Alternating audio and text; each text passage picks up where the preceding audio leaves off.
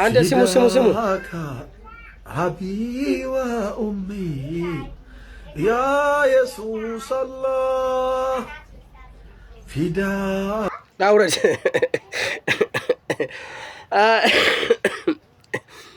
ወላሂ ማይሰማ ጉድ የለም።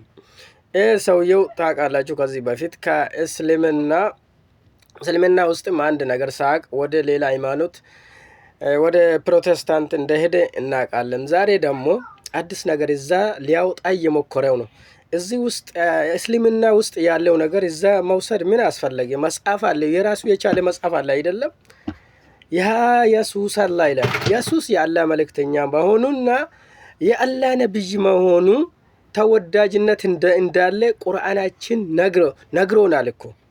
ዛሬ ያ ኢየሱስ አላህ እኛ ነው ያ ነብይላህ ያ ረሱላላህ ከእስልምና ነቅላችሁ እንዴት ወደዛ መውሰድ ምን አስፈለገ?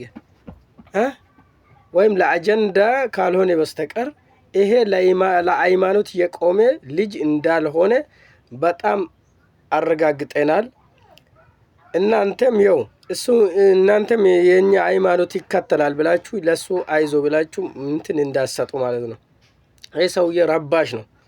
ከዚህ በፊት ወደ ፕሮቴስታንት ሳይሄድ በፊት የፕሮቴስታንት መጽሐፎች ሲቀደድ ምን ሲያደርግ እያየን ነበረ። ይሁን መንገዱ ጨርቅ ያርግለት ብለን ዝም አለን እኮ።